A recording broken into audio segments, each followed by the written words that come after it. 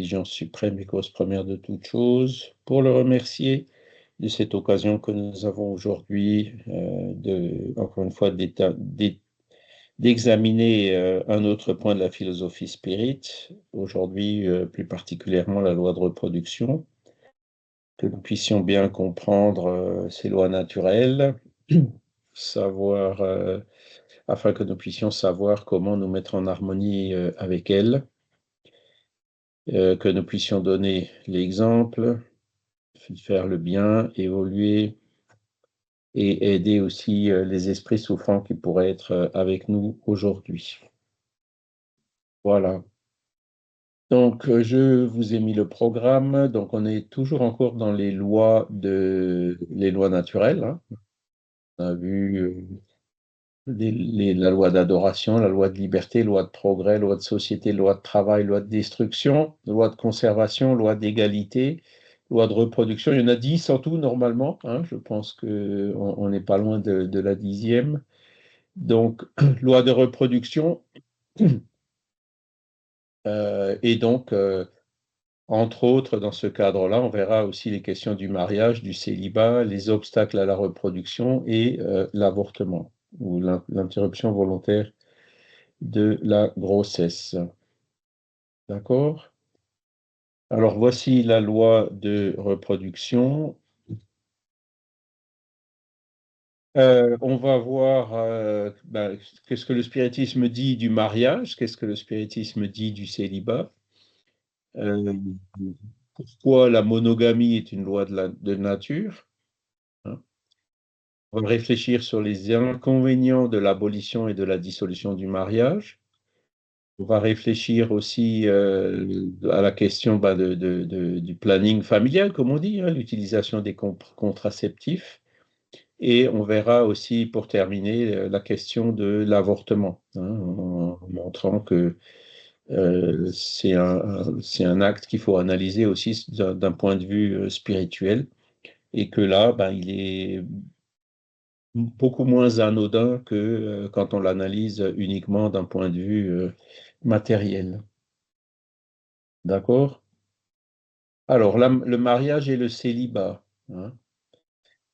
Alors, ce que disent les esprits à la question 696, hein, c'est que l'union libre et fortuite des sexes est l'état de nature. C'est ce qu'on voit, pas chez tous les animaux, hein. Parce qu'il y a des animaux qui s'associent aussi par couple et qui restent fidèles au couple. Par exemple, les canards ou les manchots, hein. Ce sont deux exemples, mais il y en a certainement d'autres. Par contre, pour la plupart des animaux, c'est l'instinct de reproduction qui gouverne, et puis voilà, il n'y a pas d'union particulière entre un mâle et puis une femelle pour assurer justement cette loi de reproduction. Alors que chez les humains, et ça fait quand même très longtemps, hein, Moïse en parlait déjà, voilà, donc c'est depuis des millénaires qu'il existe cette institution qu'on appelle le mariage, hein. Et les esprits le qualifient comme un des premiers actes de progrès dans les sociétés humaines, hein. Pourquoi? Parce que le mariage établit la solidarité fraternelle, et on le retrouve chez tous les peuples, hein, quels que soient pratiquement, hein, pratiquement tous les peuples. Évidemment, il existe de la polygamie dans certaines contrées, dans certaines cultures, dans certaines habitudes, mais quand on regarde la grande majorité, il y a l'équivalent hein, du mariage, c'est-à-dire de l'union de deux êtres pour fonder une famille. Et donc, quel est en fait le but fondamental du mariage? À quoi à quoi sert la famille? Alors, je vous encourage à regarder, parce que ça fait maintenant 3 ans, peut-être même presque 4, qu'on fait des conférences tous les premiers vendredis du mois, hein, dans un projet qui s'appelle justement SOS Famille, et où divers points justement au niveau de la famille sont examinés. Vous avez eu, par exemple, bon, ben, des questions sur la dépendance digitale des enfants, ou le vendredi prochain, on parlera des familles monoparentales et des familles recomposées. Voilà, on traite des thèmes d'actualité sous ce point de vue spirit de la famille. Et là, les esprits nous disent dans cette réponse 696 que le mariage établit la solidarité fraternelle, hein. Donc, en fait, le mariage, c'est pour nous apprendre cette solidarité, cette fraternité, cette loi d'amour, hein. Et ce qu'on constate, c'est qu'effectivement, une famille, c'est comme une espèce de cellule élémentaire, hein, de la société en général. Et vous avez différents mécanismes qui agissent dans la famille, hein, l'instinct paternel, l'instinct maternel, une certaine solidarité, qui est justement là pour nous apprendre cette loi d'amour et puis nous apprendre dans la pratique, hein, nous apprendre à faire des concessions, peut nous amener à faire des sacrifices justement pour maintenir cette vie en famille. Et aussi ben, la solidarité, l'entraide entre les différents membres de la famille et surtout des parents vis-à-vis des enfants, hein, puisque les enfants, bon, ben, quand ils sont petits, ben, ils ont besoin d'une assistance pratiquement permanente, hein, pour s'alimenter, pour la toilette et pour l'éducation aussi, hein. Même s'ils vont très tôt, ils peuvent aller très tôt dans des garderies et des choses comme ça, ou à l'école maternelle pour recevoir l'instruction, l'éducation, hein, qui est plus large que l'instruction. Elle est donnée par les parents, hein, à apprendre les bonnes manières, etc. Donc, voilà, en gros, la vision au niveau de la famille, hein, c'est pour nous apprendre, en fait, la loi d'amour. Et donc, ça commence dans les familles humaines. Il existe aussi des familles spirituelles, hein, et après, ben, il y a la famille universelle qui est toute l'humanité, quoi, hein. Donc, c'est dans la famille, cette cellule élémentaire, où on apprend justement cette loi d'amour, d'accord?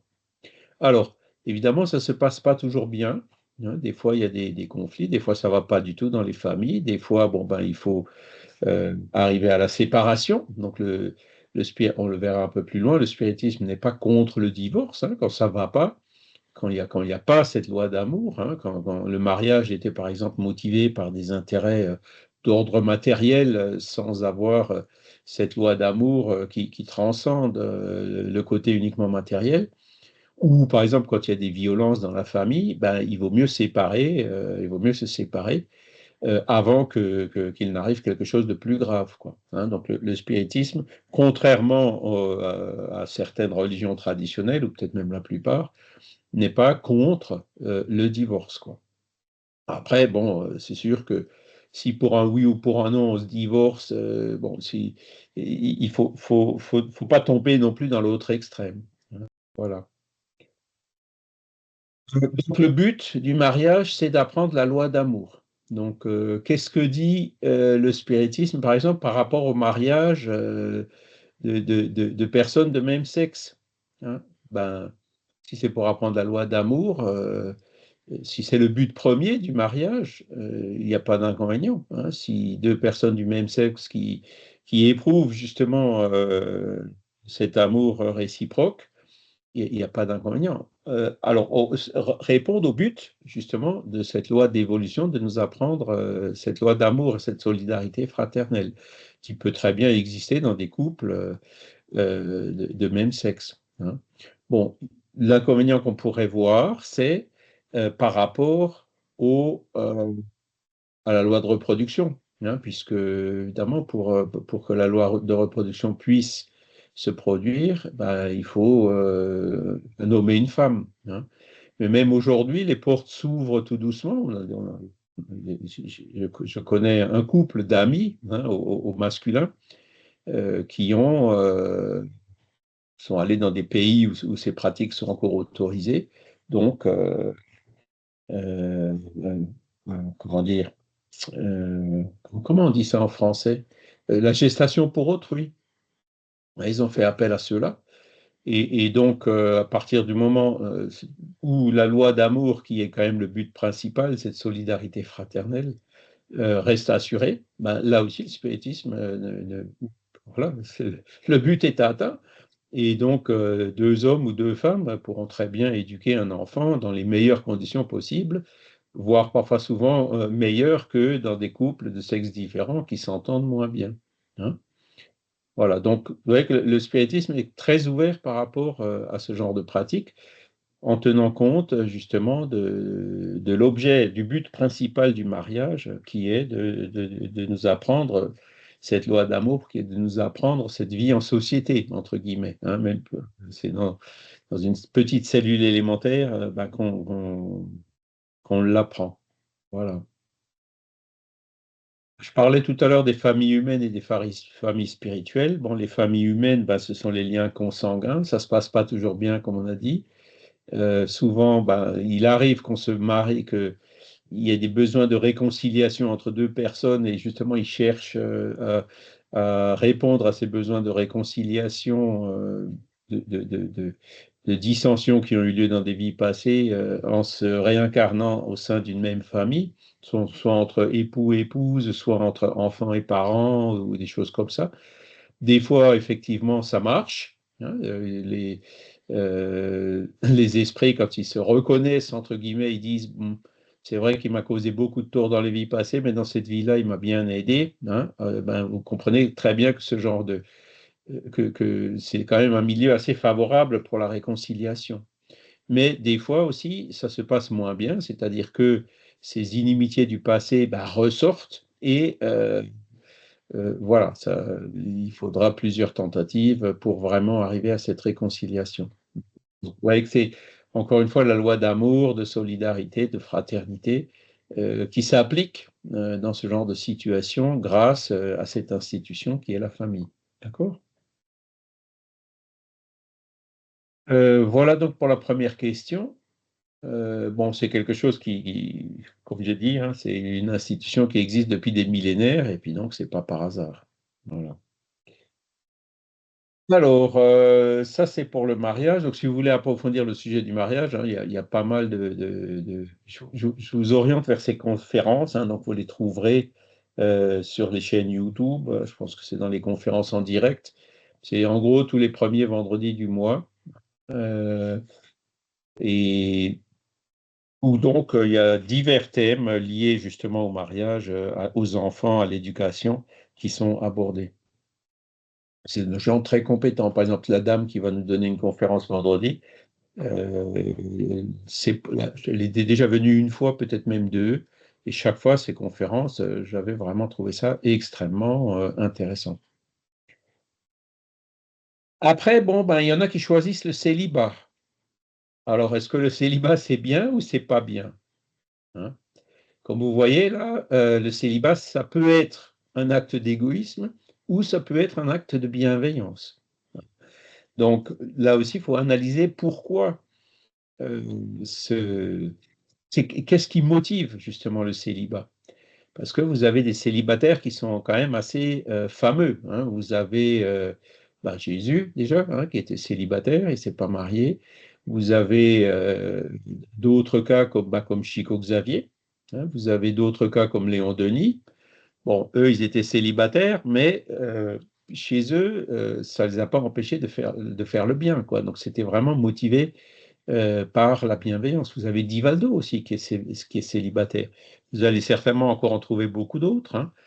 Et donc on voit que ben, c'était certainement un choix de ces esprits-là de rester célibataire au moins dans cette incarnation pour pouvoir réaliser une mission différente, quoi, une mission qui est justement orientée plus large que tout simplement sur un milieu familial, donc une mission qui s'adresse à toute l'humanité ou à un public plus large. Hein. Donc là, on voit que la motivation, c'est la bienveillance.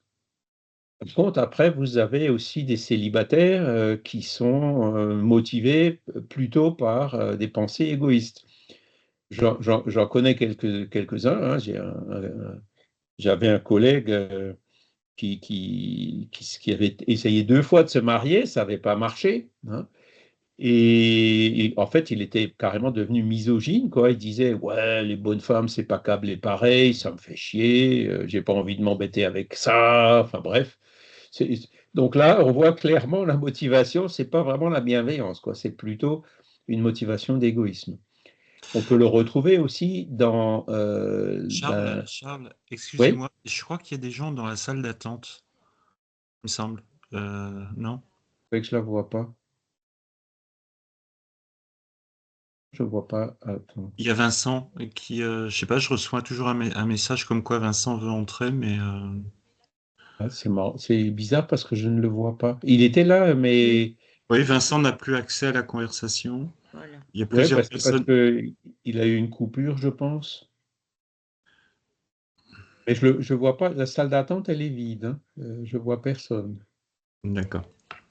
Alors, attends, je vais essayer. Il faut que j'ouvre l'autre Teams. Alors, où est-ce qu'il est notre groupe? Études de la philosophie spirit. Voilà, je vais encore une fois remettre le lien. Ah ben le voilà, là je le revois. Là je le vois, voilà. Donc il revient. Rebonjour, Vincent. Le Il y a le micro. micro qui est coupé. Bonjour Charles, j'ai des soucis avec l'ordinateur, excusez-moi. D'accord, ouais, parce que il y a Franck qui me disait que tu étais dans la salle d'attente, mais je voyais personne jusqu'à il y a quelques secondes là quand j'ai cliqué sur OK, hein. J'ai Voilà. des gros soucis de passerelle, de plein de choses. Et ça passera. L'informatique, c'est comme ça. Oui, donc on parlait du célibat. Alors ça se voit un peu moins aujourd'hui, mais quand j'étais plus jeune, il y a quand même pas mal de personnes, hein, qui choisissaient de rentrer, ben, dans un couvent ou dans un monastère, hein. Alors, est-ce que c'est bien, est-ce que c'est pas bien? Ben, encore une fois, ça dépend de la motivation, hein. Si c'est entrer dans un monastère pour fuir la société, ou parce qu'on a une déception, ou parce que, bon, ben là aussi, c'est pas forcément la bienveillance qui motive, même si après, dans les monastères ou les couvents, il y a des prières, il y a plein de choses, une solidarité entre les prêtres et les nonnes qui s'établit, c'est quand même une espèce de famille différente, mais c'est une famille quand même, quoi, hein. Ça revient toujours à ce qu'on disait au début, c'est-à-dire quel est le but? Le but, c'est de nous apprendre la loi d'amour, quoi, la solidarité fraternelle, la solidarité et la fraternité, hein. Si le but, c'est vraiment d'échapper à la société, il y a quelque chose qui, voilà, c'est une fuite devant justement cet apprentissage de la loi de l'amour. Et donc, c'est dommage, hein. Et je peux aussi vous citer un exemple, là, vous en avez certainement d'autres. C'est une personne la fille d'une amie, qui, comment dire, euh, était assez brillante, hein, elle a une formation de dentiste, etc. Et qui, alors je ne sais pas exactement pourquoi, mais pareil, au niveau d'une déception, a choisi de rentrer chez les carmélites. Alors les carmélites, c'est vraiment, elles n'ont même pas le droit de se parler entre elles, quoi, hein. Vous avez peut-être vu le film sur Sainte Thérèse de Lisieux. Ouais. C'est dur, hein, voilà, donc se restreindre à ce point-là, bon. Et alors, donc elle est rentrée, sa mère justement a tout fait pour essayer de la dissuader, mais il n'y avait pas moyen, elle est rentrée chez les carmélites. Et donc, même sa mère ne pouvait plus la visiter, quoi, hein. C'est vraiment l'isolement, voilà, un isolement très très fort, quoi. Et puis, ben, d'un coup, la mère a été contactée par la responsable des carmélites. Et elle lui disait, écoutez, votre fille a la sclérose en plaques, donc on ne pourra pas la garder. On a discuté avec elle, pour qu'elle puisse suivre son traitement, il va falloir qu'elle sorte du couvent. Et donc elle est effectivement sortie du couvent, et devinez ce qui s'est passé. Donc Elle a elle avait guéri. effectivement la sclérose en plaques, mais peu de temps après qu'elle soit sortie du couvent, la sclérose en plaques a disparu. Donc, vous voyez, des fois, ben, c'était pas son chemin, c'était pas sa mission, quoi. Donc voilà. Et alors là, j'ai un peu perdu le contact parce que cette amie, elle est malheureusement décédée du Covid long. Mais bon, c'était, voilà. Donc, il y a eu un garde-fou, entre guillemets, organisé par les esprits pour lui permettre de se ressortir de ce couvent et puis de certainement mener euh, une autre vie donc, qui correspond mieux à ce qu'elle avait programmé avant de se réincarner.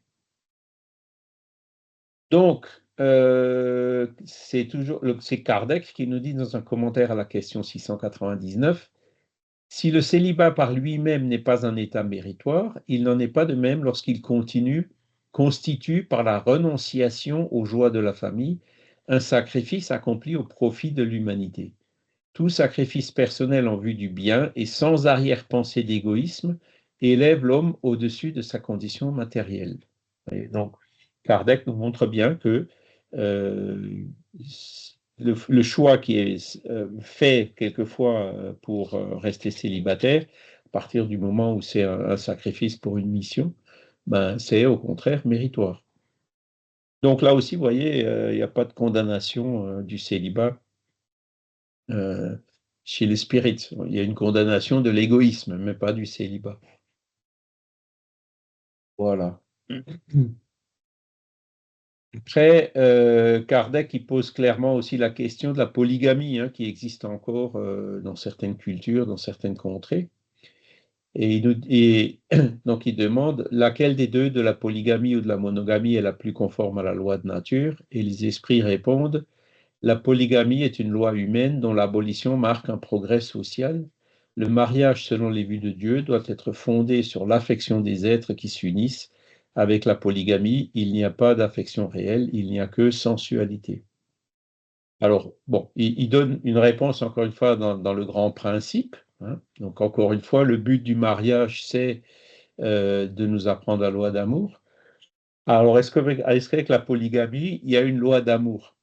Euh, c'est discutable, hein. Le chef du harem, je ne suis pas sûr qu'il éprouve. Je pense que les esprits ont raison, hein, dans ce sens-là, que c'est plus motivé par la sensualité que par vraiment la loi d'amour, quoi.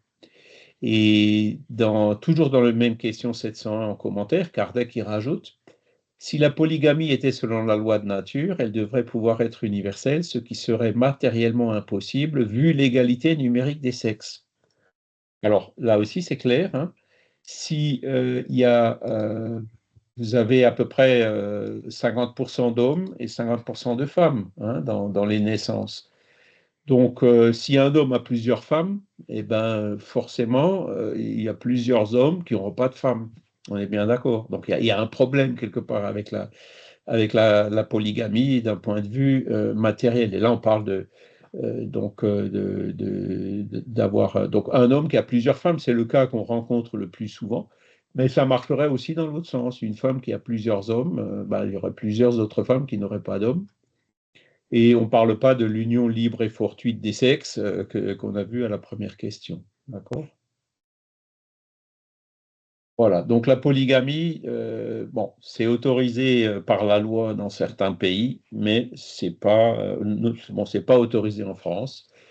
Et à juste titre, hein, puisque voilà, matériellement, l'argument matériel qu'il y a autant d'hommes de garçons que de filles qui naissent est un argument fort justement pour montrer que la polygamie, ben, ça va créer des déséquilibres, hein. On a d'ailleurs pu le voir, enfin moi, enfin c'était pas la polygamie, mais ces déséquilibres, ben, chez mes grands-parents, hein, qui ont connu la Première Guerre mondiale et la Deuxième Guerre mondiale, et ben, comme il y a beaucoup d'hommes qui mouraient sur le front, hein, c'était des millions hein, pendant la Première Guerre mondiale, et ben, il y avait beaucoup de femmes qui n'avaient pas d'hommes, qui ne trouvaient pas à se marier, quoi, hein. Il y a eu ce genre de déséquilibre. Et donc, mon grand-père, qui était marié, qui était veuf, ben, s'est remarié après entre les deux guerres, quoi. Et pourquoi? Ben, parce que il y a plein de femmes qui ne trouvaient pas d'hommes, quoi. Et bon, elle était plus jeune que lui, évidemment, mais c'était justement pour essayer de compenser un peu ces déséquilibres. Et puis, ben, heureusement qu'ils se sont remariés, parce que sinon, mon père ne serait pas là, moi je ne serais pas là non plus, quoi. Enfin, je serais peut-être là de façon différente, quoi.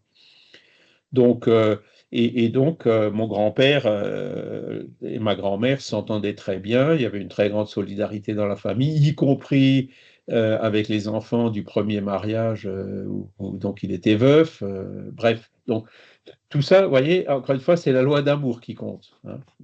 Voilà. Après, l'institution du mariage doit permettre justement, doit favoriser ce développement de la loi d'amour, cet apprentissage.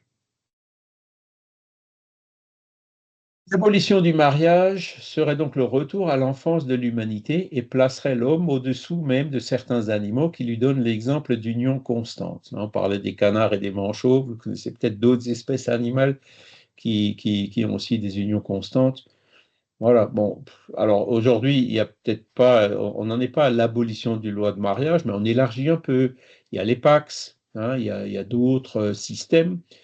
Là encore, le, le- le- donc le but principal qui est de nous apprendre la loi d'amour est respecté, il n'y a pas d'inconvénient à se paxer plutôt qu'à se marier, hein. On connaît d'ailleurs de plus en plus de personnes qui sont dans cette situation-là, quoi.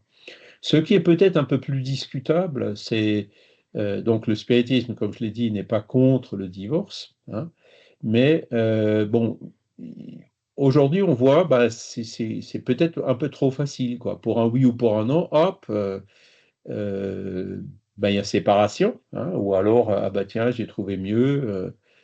Bon, quand ça devient trop facile.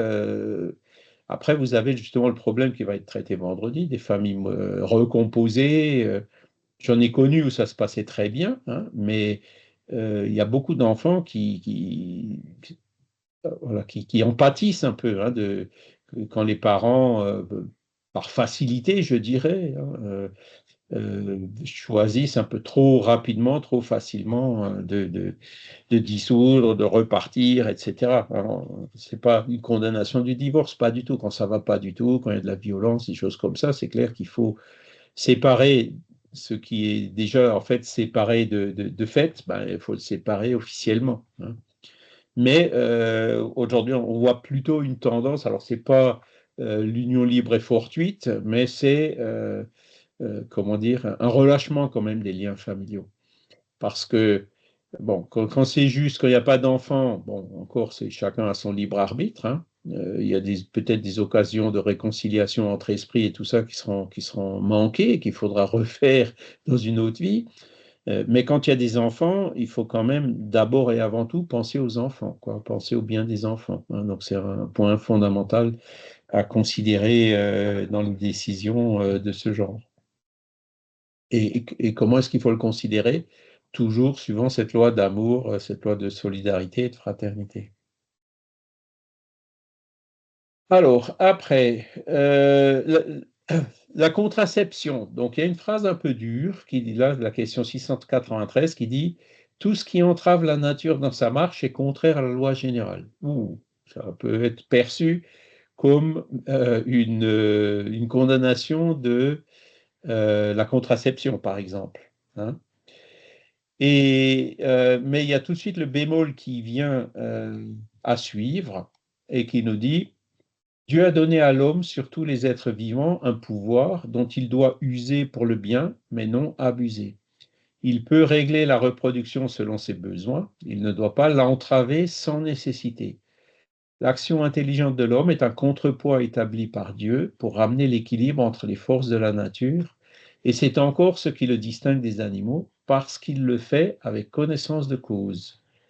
Mais les animaux eux-mêmes concourent aussi à cet équilibre, car l'instinct de destruction qui leur a été donné fait que, tout en pourvoyant à leur propre conservation, ils arrêtent le développement excessif et peut-être dangereux des espèces animales et végétales dont ils se nourrissent. Voilà, donc c'est à la question 693.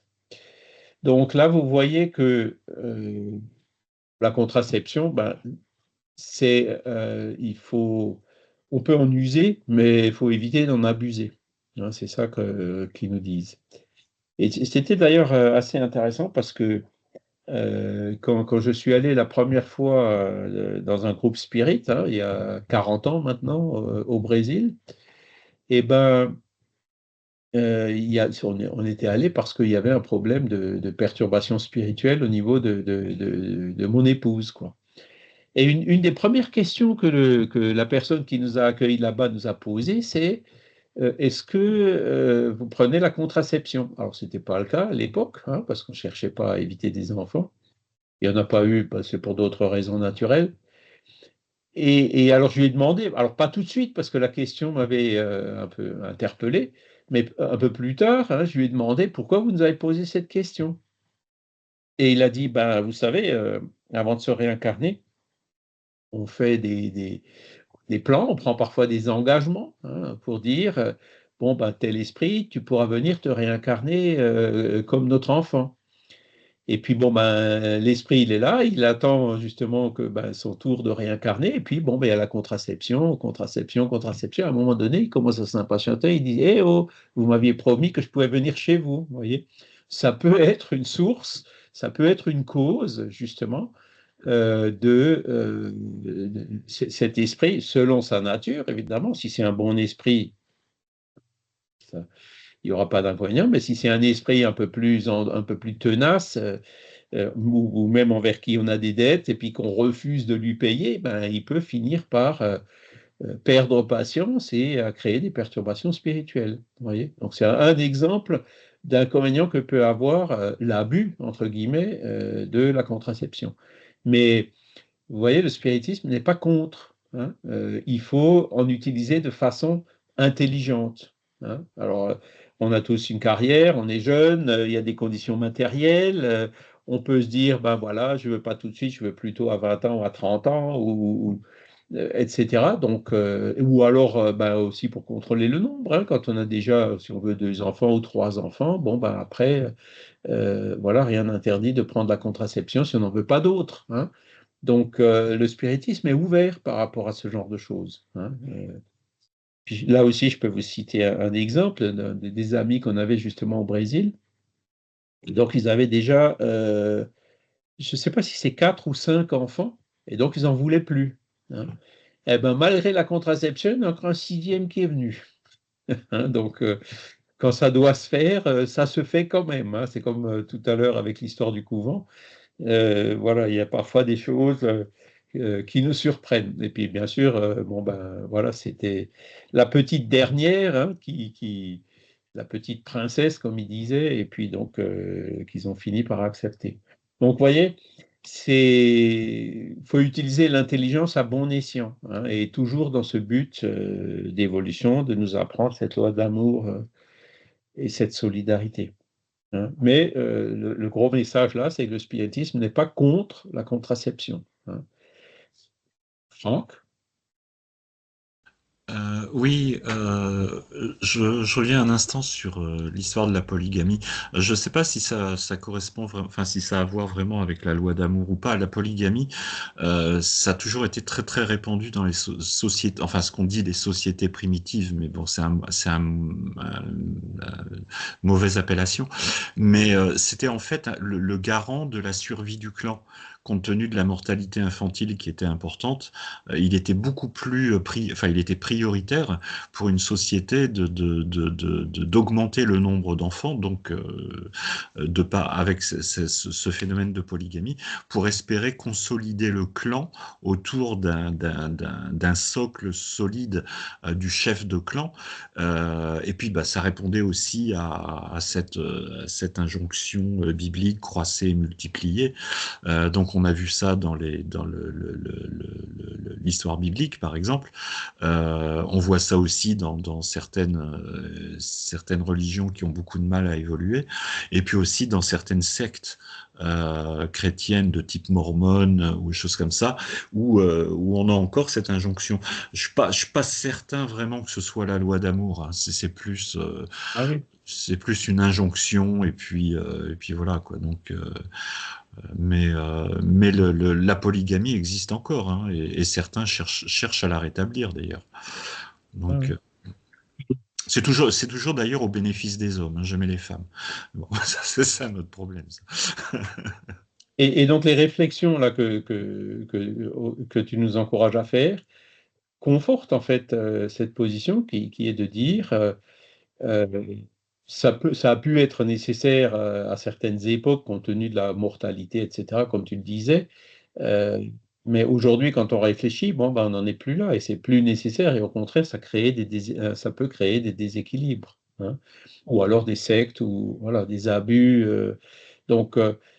Voilà, c'est une question de, comme c'est marqué là, d'intelligence, quoi, hein. L'intelligence montre que la polygamie, ben, c'est quelque chose qui aujourd'hui crée des déséquilibres et qui ne se justifie plus. Enfin, dans la majorité des cas, il peut peut-être encore y avoir des cas comme je parlais pendant la guerre, ou des choses comme ça, hein, quand vous avez une grande majorité ben, une portion significative masculine, en l'occurrence pour la guerre, hein, qui a disparu de façon prématurée, bon, ben, on peut comprendre qu'il puisse y avoir des raisons temporaires qui font que, hein, et encore, là, mon grand-père, quand il s'est remarié, il était veuf, hein, donc voilà.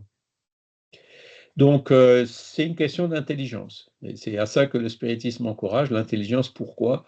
Ben, pour l'évolution de l'esprit, puisque c'est ça le but principal, hein, pour nous apprendre justement cette voie d'amour et de solidarité. D'accord? Et donc, pour la contraception, c'est pareil. Alors maintenant, le dernier point, c'est le plus délicat, c'est la question de l'avortement. Donc, vous voyez, la contraception, oui, mais l'avortement, bon, là, c'est un peu plus compliqué, hein. Donc, il vaut mieux, effectivement, quand on ne veut pas d'enfant, faire appel à la prévention, c'est-à-dire la contraception, que d'avoir recours à l'avortement. Parce que, alors, selon la question 358 du livre des esprits, donc je ne l'ai pas mis texto, je l'ai un peu modifié parce que la réponse, elle est trop dure. La mère ou tout autre commettra toujours une erreur en ôtant la vie à l'enfant avant sa naissance, car c'est empêcher l'âme de supporter les épreuves dont le cœur devait être l'instrument. Et le gros argument spirit qui dit l'avortement, c'est pas la bonne solution, il vaut mieux tout faire pour l'éviter, c'est que ben, l'esprit, il est déjà là, hein. L'incarnation de l'esprit commence, elle se prépare avant la conception, elle commence à la conception. Donc, quelques semaines après, ben, l'esprit est déjà en train de se lier molécule à molécule à cet embryon. C'est même l'esprit qui réalise cette embryogénèse, hein. L'embryon, il a son ADN à lui, qui est certes une combinaison de l'ADN du père et de la mère, mais qui est le sien, hein. Donc, ce n'est pas l'ADN de la mère, donc ce n'est pas une partie du corps de la mère, hein. Donc, ce qu'on entend souvent, hein, ben non, moi je veux disposer de mon corps. Bon, ben oui, mais ne veut pas avoir d'enfant, c'est un choix, on a le droit de ne pas avoir d'enfant. Mais une fois que l'enfant est là, euh, l'enfant, il veut aussi pouvoir disposer de son corps, hein. Donc, c'est là où le raisonnement change. Et donc, ça montre en fait les inconvénients de l'avortement. L'esprit est déjà là et le fait, l'IVG revient à expulser l'esprit de son corps, hein. Avant la naissance, certes, mais il est déjà là. Et c'est ça le grand argument qui montre les inconvénients de l'avortement. Alors après, ça dépend de l'esprit qui était en train de se réincarner. Si c'est un bon esprit, bon ben, il n'en voudra pas, il pardonnera, mais les parents auront perdu l'occasion d'avoir un enfant avec un bon esprit, quoi, un enfant. Et si c'est un esprit un peu plus difficile, un peu plus retors, ben, il pourra effectivement aussi causer des perturbations spirituelles au niveau pas seulement de la femme, mais aussi de ceux qui ont décidé de l'avortement. Ça peut très bien être ses grands-parents ou le mari ou autre, hein. Et ça peut être la cause de perturbations spirituelles. Vous voyez. Et d'ailleurs, bon, ça c'est euh, un sujet qui, qui est parfois même censuré, hein, au niveau des médias et des réseaux sociaux, c'est que il y a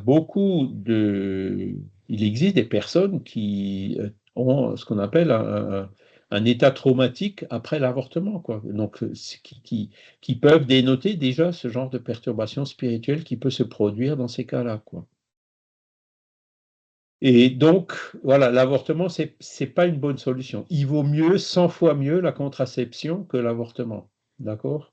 hein. Donc, parce que l'enfant, une fois qu'il est là, ben, ça pose vraiment, quand on le voit d'un point de vue purement matérialiste, on ne s'en rend pas compte, mais quand on le voit d'un point de vue spiritualiste, avec un esprit tiers qui est déjà là, là, ça pose des problèmes éthiques beaucoup plus forts qu'on ne peut l'imaginer.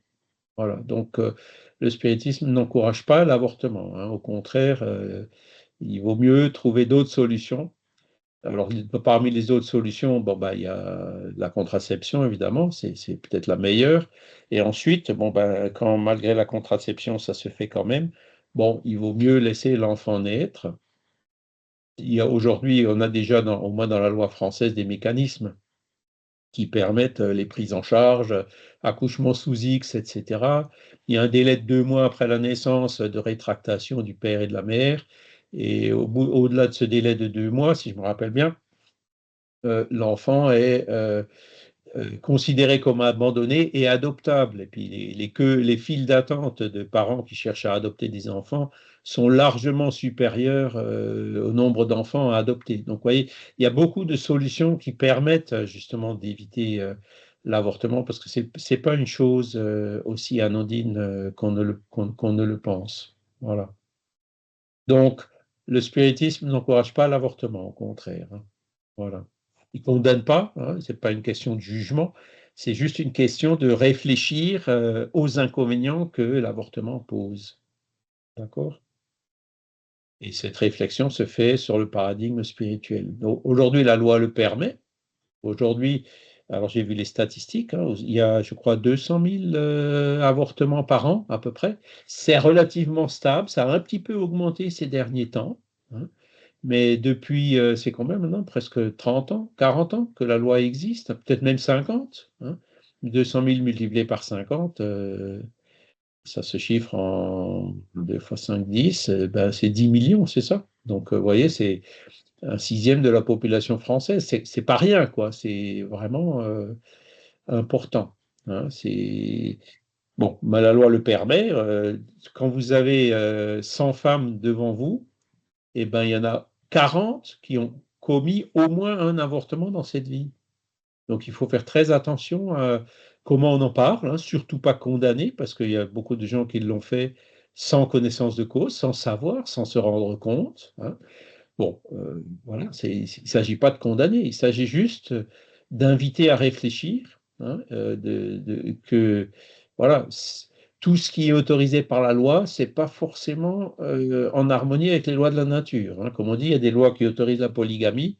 Bon, ben, c'est pas vraiment en harmonie avec les lois de la nature. Et puis, avec tout le respect que je peux avoir pour Simone Veil, qui a fait beaucoup de choses par ailleurs, voilà, c'est vrai que la loi qui légalisant l'IVG, ben, voilà, c'est pas forcément une loi qui est en harmonie avec les lois de la nature. Elle est basée sur un point de vue matérialiste qui ne correspond pas à la réalité. La réalité, c'est on a une âme et puis cette âme, elle est là dès la conception, hein. Voilà, donc il faut réfléchir à la question en prenant en compte ce principe spirituel. Et donc l'enfant, ben voilà, empêcher l'âme de supporter les épreuves dans le corps de, ben voilà, nous, pourquoi on s'est interné? On s'est incarné parce qu'on voulait évoluer, parce qu'on veut apprendre, parce qu'on veut devenir meilleur, parce qu'on veut avancer, hein. Bon, ben, hop, je veux me réincarner, hop, on me barre la route. Bon, c'est pas très sympa, quoi, hein. Heureusement que ma mère n'a pas commis d'avortement, sinon, nos mères, hein, sinon on ne serait pas là. Donc, voilà les réflexions qu'on peut avoir sur cette question-là. Mais donc, là, on parle d'IVG. Oui, Franck? Oui, c'est vrai que c'est une question qui est délicate. Par contre, ce qui me semble important, c'est de ne jamais culpabiliser les femmes.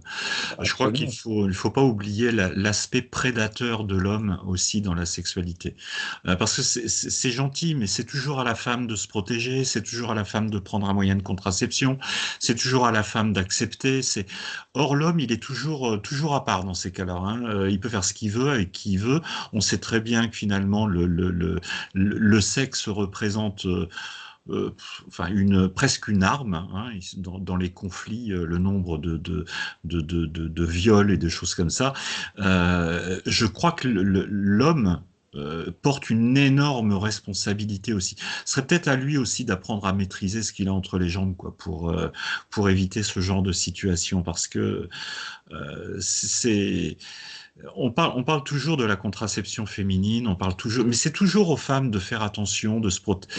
Et ça devient, c'est un côté infernal. Alors je suis peut-être un peu minoritaire à penser ça, mais c'est un peu le cas, quoi. Voilà, je crois que c'est nier un peu le côté prédateur sexuel de l'être humain, quoi. Enfin, dans son côté masculin, hein, j'allais dire. Alors, il ne s'agit pas de dédouaner les femmes non plus de leurs envies qui sont totalement naturelles, mais quand même, quoi. Mais quand même. Ce serait bien qu'une femme intervienne pour donner son avis sur ce sujet. Mais moi, je trouve que ça devient de plus en plus insupportable, quoi. Ouais, c'est à la femme de gérer, de se bourrer de trucs chimiques pour. Mais bon, il y a des moyens de contraception aussi, hein, chez l'homme. Mais non, non, non, non, on préfère pas, quoi. C'est pas.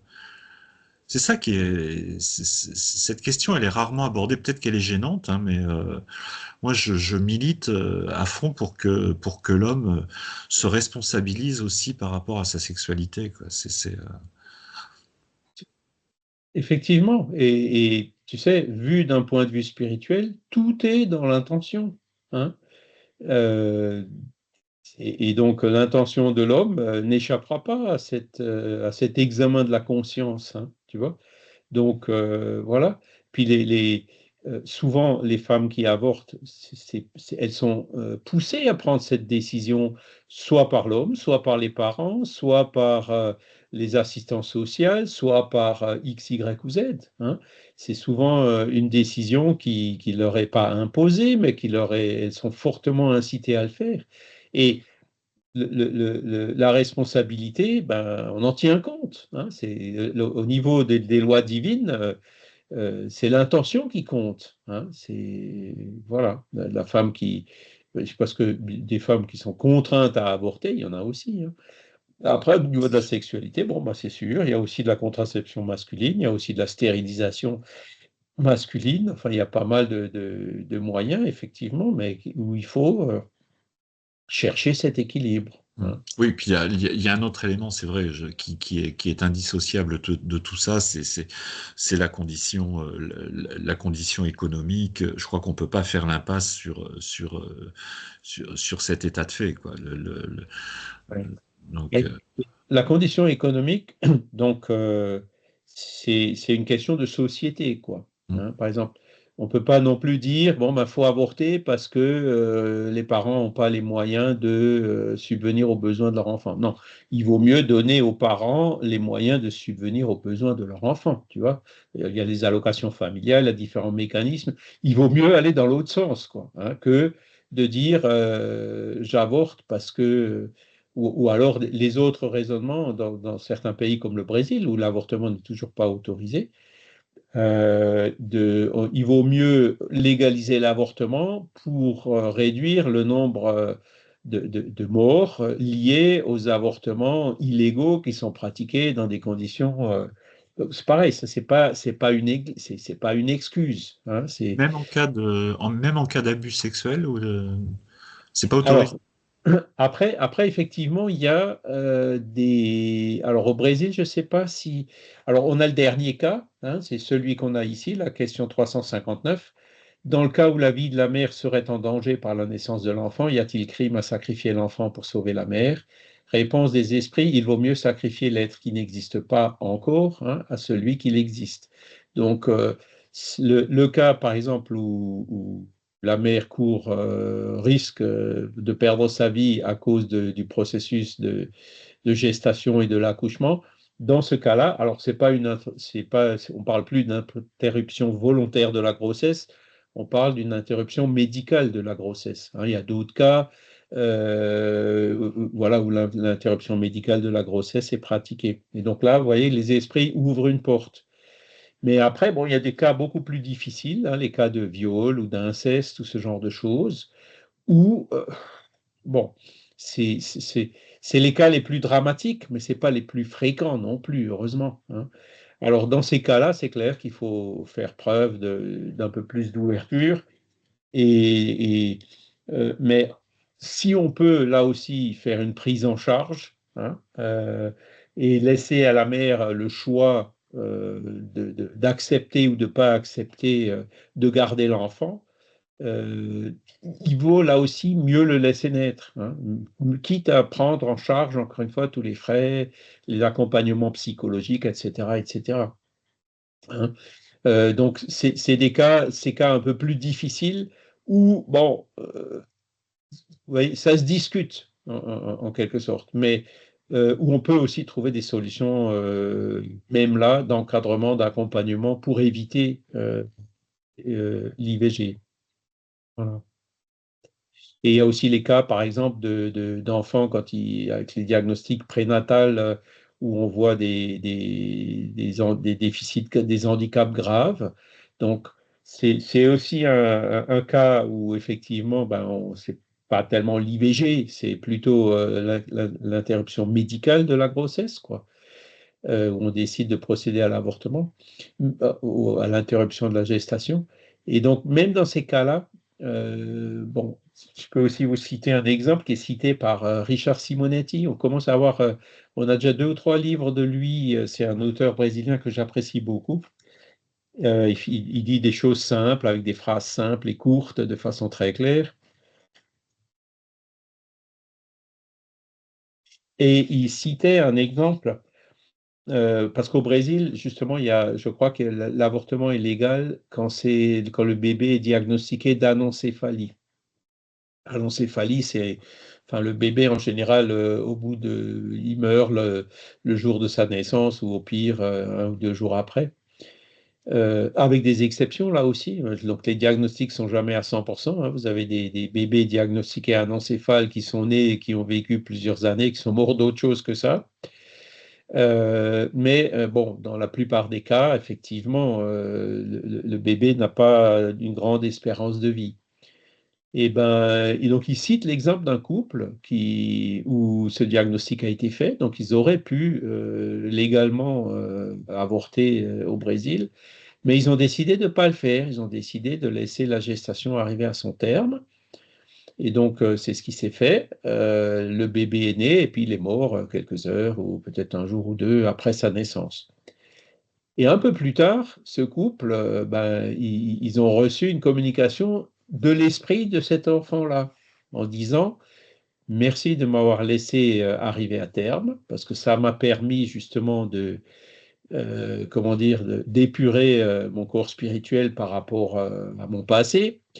Et donc, ça va me permettre maintenant de revenir, de renaître sans le handicap. Et effectivement, ils sont tombés, la femme est retombée enceinte quelques temps après, et le bébé qui est né de façon tout à fait normale.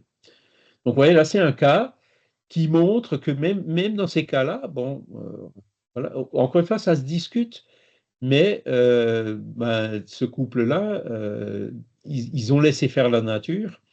Et on voit qu'il y avait un but à cela, hein, parce que quand vous écoutez, par exemple, César Fructuoso, hein, il posait des questions par rapport à des enfants qui avaient des leucémies, des cancers, des choses comme ça.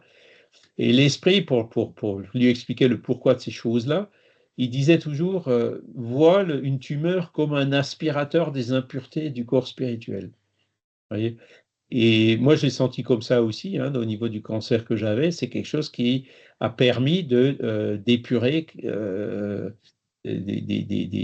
comment dire, des choses de mon père esprit, de mon corps spirituel, qui viennent des vies passées. Je l'ai vraiment senti comme ça. Voyez. Donc, même dans ces cas-là, si on peut laisser faire la nature, c'est mieux. Voilà. Mais bon, encore une fois, on ne juge pas, on critique personne. Il faut surtout pas culpabiliser, comme le dit Franck. Il faut réfléchir à ces choses-là, il faut réfléchir à ces questions, réfléchir d'un point de vue spirituel. D'accord? Voilà. Est-ce que vous avez encore des questions, des remarques ou peut-être d'autres exemples à donner? Là, j'en ai encore un d'exemple. Bon, alors c'est une personne qui était venue au groupe Spirit chez nous, hein. Et donc, elle avait un enfant, un petit garçon, hein, qui avait, je sais pas, 2, 3 ans.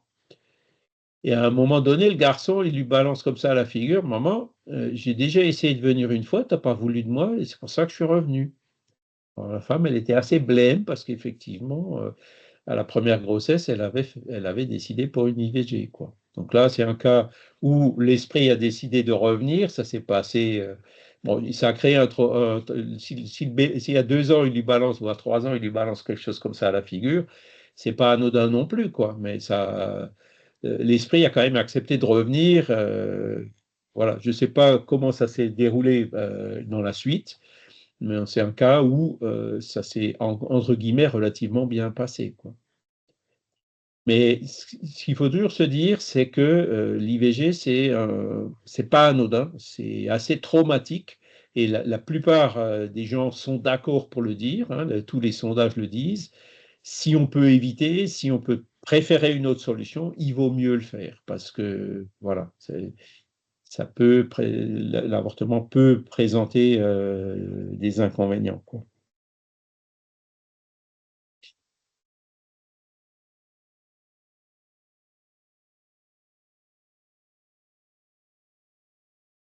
Oui, non,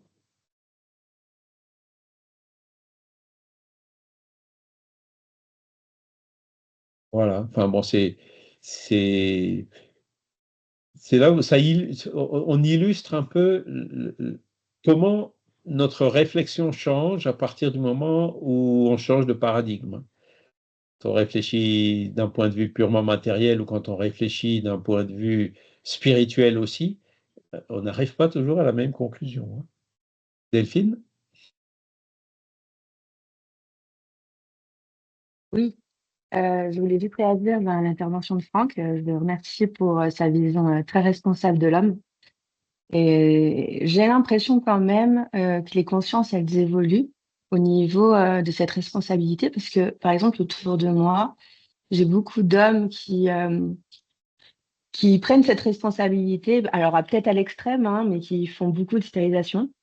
Et peut-être qu'avant, c'était moins fréquent, j'ai pas les chiffres, mais je trouve que c'est une pratique qui est presque courante et même jeune. J'ai des hommes autour de moi qui ont 35 ans et qui ont eu 2 enfants, et j'ai pas l'impression que les médecins, avant, ils mettaient beaucoup plus de stop. Et aujourd'hui, j'ai l'impression que c'est démocratisé un petit peu cette pratique. Voilà. Oui, c'est vrai que c'est une pratique qui se répand. Après, la seule limite, je crois que c'est une limite d'âge, effectivement. Parce qu'il y a des hommes jeunes qui ont parfois la trentaine, même moins, et qui décident de faire c'est une vasectomie, c'est ça, hein? Mm. Vois. Et donc, il faut savoir que par moment, dans la plupart des cas, c'est irréversible. Donc, c'est quand même une décision qui est importante. Donc, mais effectivement, c'est une décision qui est un peu sortie de l'ombre maintenant et qui est de plus en plus répandue. Tout simplement parce que la contraception chimique, ça n'est pas sans danger, quoi. Donc, il y a énormément d'accès. Enfin, on en parle moins, mais même si on est sur des pilules microdosées, les conséquences ne sont pas forcément anodines. Il y a eu beaucoup d'accidents de santé, qui est souvent dû d'ailleurs à une association, à une contraception et habitudes de vie, que ce soit alimentaire ou autre, ou association de médicaments. Et effectivement, cette approche d'une contraception radicale, entre guillemets, chez l'homme est de plus en plus pratiquée, du moins acceptée. Oui. Ouais, ouais. Mais j'aime à rappeler aussi qu'il y a une contraception complètement naturelle qui est juste le préservatif. Oui, Et le préservatif, c'est juste bah, peut-être une contrainte pour l'homme cette fois-ci oui, et parce que ça, moins il pour y a la le femme. problème des MST, hein, de la Mm, fidélité, du risque de MST, mm, des choses comme ça, quoi. mm. Effectivement. Vous voyez, les solutions existent, hein. Plusieurs solutions existent. Marlène Nobré, elle en parle aussi. Il y a un document de l'Association des médecins spirites qui parle du sujet, et notamment quand elle parle justement de la pilule, hein, le contraceptif féminin. Il disait, c'est quand même. Alors, on critique quand les veaux ou les poulets sont élevés aux hormones parce que, etc. Mais là, c'est pas la même quantité, hein, c'est pas la même dose, hein, c'est quand même des doses. Même comme le dit Franck, microdosées, qui sont importantes, quoi. Bon, ça se passe quand même globalement bien. Bon, il y a toujours des contre-indications, c'est clair, mais ça aussi, c'est pas quelque chose qui est complètement anodin. Voilà.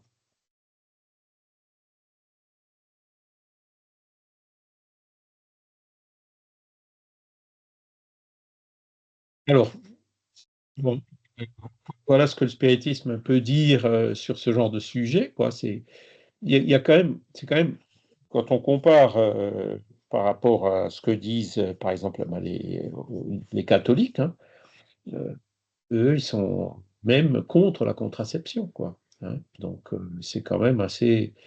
Le point de vue spirit va à l'essentiel. L'essentiel, c'est on s'est réincarné pourquoi? Pour évoluer. Donc, c'est ça l'essentiel. Le reste, après, bon, ben, c'est l'intelligence qui nous permet justement d'en user sans en abuser et puis de faire le contrôle. euh, voilà, hein, la réponse, elle est claire, hein, celle de la question d'avant, là. Voilà, celle de la question 693, j'aime bien, quoi. Ils disent, on a l'intelligence, c'est fait pour s'en servir, mais s'en servir justement pour le bien, quoi. Voilà.